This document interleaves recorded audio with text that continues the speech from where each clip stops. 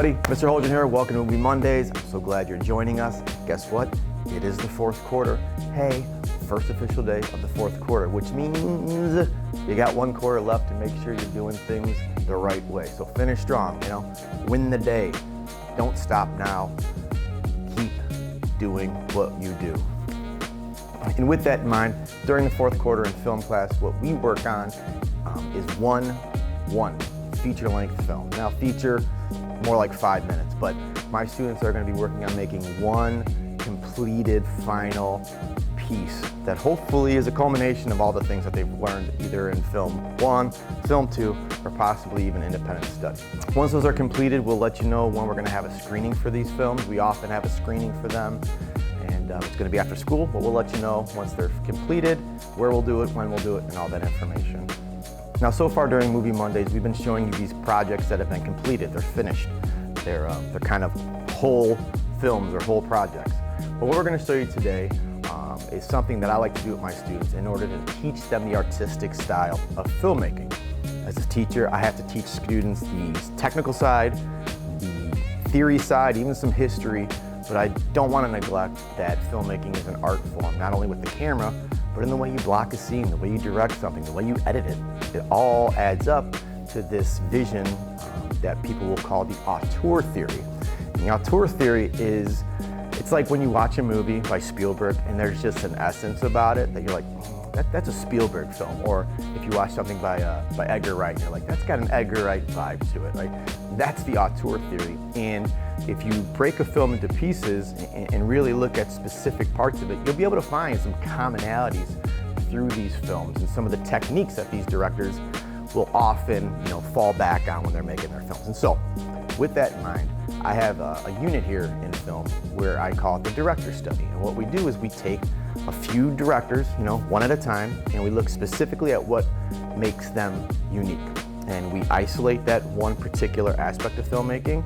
We talk about it, we watch some examples of it in class, and then I challenge my students to do it themselves. And that's what we're going to do today. So we're going to look at 3 director study pieces from my film class this year. The first director we like to study in class is Edgar Wright. I love Edgar Wright. I think he's a great director. I think he's a great writer as well. And what we like to specifically look at in terms of Edgar Wright is his visual comedy style. He's sort of taken this art of the gag sort of style from the 1920s and 30s and has made it more contemporary with his use of camera movement and editing techniques. And so as a class, we study that, right? We study a little bit of his visual comedy style. We actually watch Scott Pilgrim vs. the World, and we look for those moments in the film. And then in the end, I challenge my students to make a short little example of being funny visually with the camera. Not with the words, but with the camera. So check these out. Let me know what you think. Remember, these are visually funny. They may not make a whole lot of sense because they're kind of out of context, but see if you notice the camera tricks, if you will, that make these scenes a little bit more funny. I'm having the worst day ever. See, the worst day ever.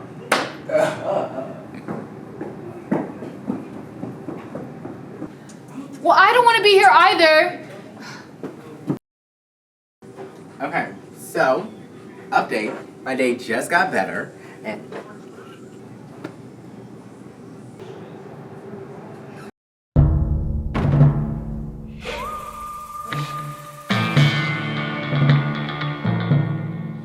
Oh my God, Titi, please don't do this. I'm sorry, my friend. It had to come to this. What type of gun? I don't know. It looked like a revolver, but it's not revolving. Do you wanna take that from the top? Okay. Oh my God, Titi, please don't shoot. I'm sorry, it had to come to this, my friend.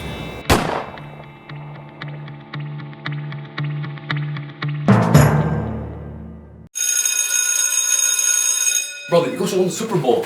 Do you even watch the Eagles? Well, yeah, of course. Name one play on the Eagles. Bro, did you see this? What? What are you talking about? She just went into the locker. Girl just went into this locker. Bro, this is empty, bro. Bro, I literally just seen a girl walk in here. Are you okay? Somebody just... Where are you going? Jesus Christ. Why is it so dark in here? Wait a minute. Is that my...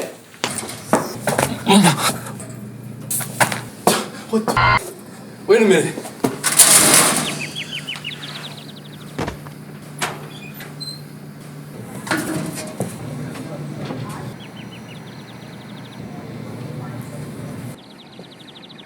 Up next, we look at the oneer, right? And we call it the Spielberg oneer, because Steven Spielberg is very famous for a lot of things, but one of those is his use of the oneer. And the oneer is just one shot, right? There's no edits, it's one shot. But it's not like your family home video one shots, right?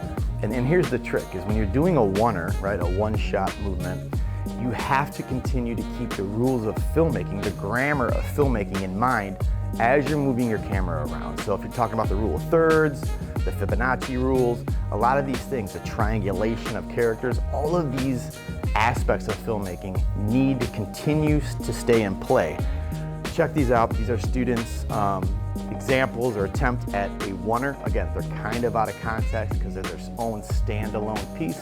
Some of them make more sense than others, but check out the technical aspect of these students' filmmaking. It's very impressive. And that's how I lost my left toe. And cut. Stop it up.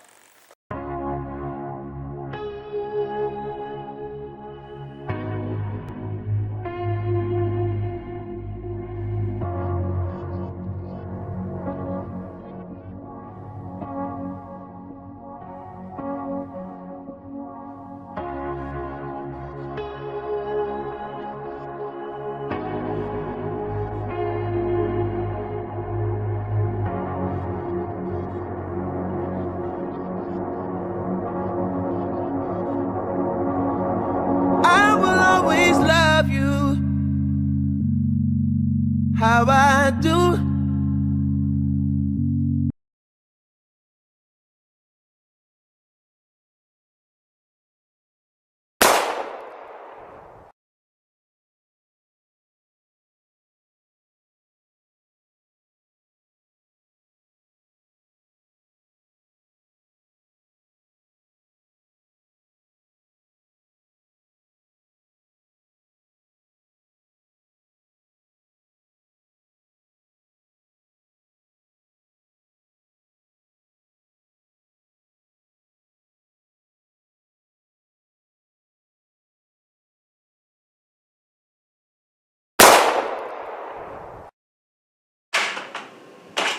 We're pulling my leg ball to the black. We have pretty serious case on our hands. We just got here. You sure didn't hear about it? Brother, we literally just got here. I have some notes on your case. Can you read? Can you tell me about it? No, I mean, I would, but it is break time, so good luck with that. 22 murder. Jesus. I hate reading these. Bro, yeah. Those are all we got wrong. Someone got killed. Let's put us in custody. We need to interrogate right now. Another day, another interview. I didn't do it. I just saw it happen.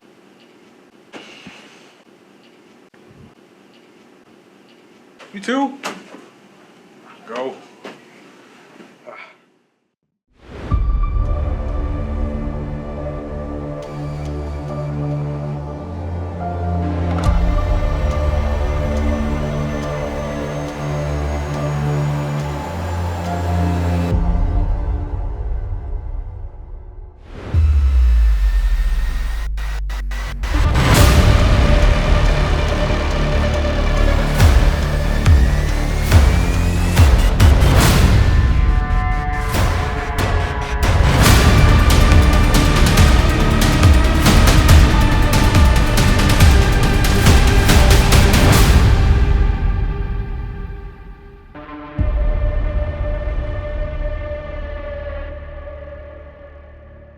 So the next filmmaker we study is a director called Michel Gondry. He's a Parisian man, most famous probably for his music videos in the 90s. You know, back in the day, a lot of filmmakers got their starts in music videos because it was an avenue where you could step in, highlight your skill set, and MTV was huge back then. There's music videos everywhere, so that's where a lot of these people started. And so Michel Gondry started making music videos for people like the White Stripes, the Strokes, Radiohead, Kylie Minogue, a lot of these famous artists, at least famous back then. But what he's most famous for, from my perspective, is this idea of the practical transition. And a practical transition is using a camera to transition from one place to another without having to like put a special effect on it to make it look neat. And so I challenge my students to pull off hopefully six in-camera practical transitions, and this is what they came up with. Check them out. Again, there's not a story here really, it's kind of out of context, it's kind of a standalone thing, but check out these attempts at practical transitions. I am the stone that the builder refused. I am the visual, the inspiration that made ladies sing the blues. I'm the spark that makes your idea bright. The same spark that lights the dark so that you can know your left from your right. I am the ballad in your box, the bullet in the gun, the inner glow that let you know to call your brother son. The story that just begun, the promise of what's to come. And I'ma remain a soldier till the war is won. Run. Chop, chop, chop. You gon' flip. Chop, chop, chop. You gon' flip. Chop, chop, chop. You gon' flip. Chop, chop, chop.